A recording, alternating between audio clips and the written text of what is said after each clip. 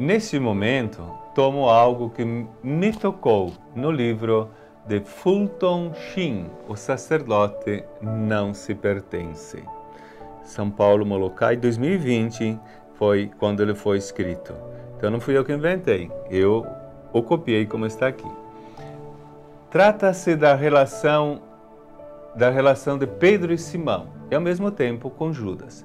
Aqui se trata de Pedro, o Simão na sua origem, que depois se transformou em Pedro, para compreender a ele como o mistério humilde e ao mesmo tempo orgulhoso.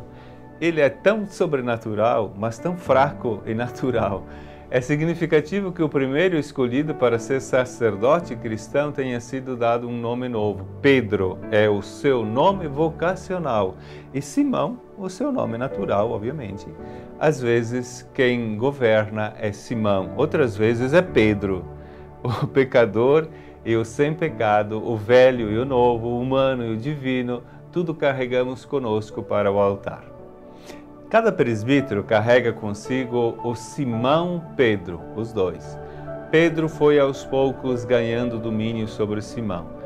Pedro estava disposto a confessar Cristo, o próprio Jesus, que estava presente nele, mas o Cristo vítima inconfundível, o nosso conciliador, é a própria razão humana com a companhia do Senhor. É Ele que vai fazer o possível para conjecturar e salvar a pessoa humana, tornando-a cada vez mais uma só.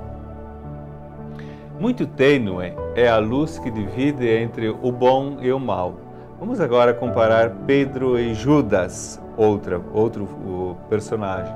De fato, todo mau presbítero está perto de ser um bom presbítero, muito próximo. E todo que é bom presbítero está bem próximo de ser um mau presbítero também. Precisa se cultivar para isto com decisão, sem medo, com renúncia, com a oração cotidiana, com a Eucaristia e, sobretudo, com a liturgia das horas. Aí sim, faremos uma vida somente aquela de Deus em nós e nós em Deus, e por isso com todas as outras pessoas. O Senhor nos voltou e olhou para Pedro. E Pedro saiu e chorou amargamente, porque Jesus tinha olhado para ele. Os dois foram chamados a serem presbíteros. Um foi escolhido como o primeiro, o mais importante, e o outro tirou a sua vida. Isto porque Pedro se arrependeu profundamente diante do Senhor e Judas diante de si mesmo. É a mesma entre a referência à cruz, o crucificado, e a referência a si mesmo, de quem olha para si somente. Judas teve vergonha de si mesmo, enquanto Pedro chorou amargamente diante do olhar do Senhor. Neste momento, gostaria de elencar algumas atitudes próprias de quem tem uma divisão entre o ser natural e o ser sobrenatural, a vida humana e a vida da vocação, portanto. Nossa vida é única, ela nos pede uma só orientação, única orientação. Acostumamos-nos com a oração de cada dia, todos os dias, sempre. A negligência na oração é o primeiro sinal de que algo não está bem.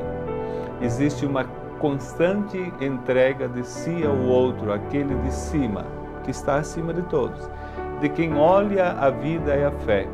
Segundo lugar, a substituição da oração pela ação. Está ocupado demais para rezar. Não tem problema por causa disso. Tem que rezar. Em terceiro lugar, abrir mão da mortificação, a tepidez, preparar-se bem para as homilias do domingo, dia do Senhor. Quarto lugar, satisfação das carências, emoções e confortos da criatura. Pedro sim, sempre Simão e nunca mais. Que o Deus infinitamente bom olhe por vocês, olhe para a vida de vocês, olhe por cada um e vos abençoe. Em nome do Pai, e do Filho, e do Espírito Santo. Amém. Um grande abraço.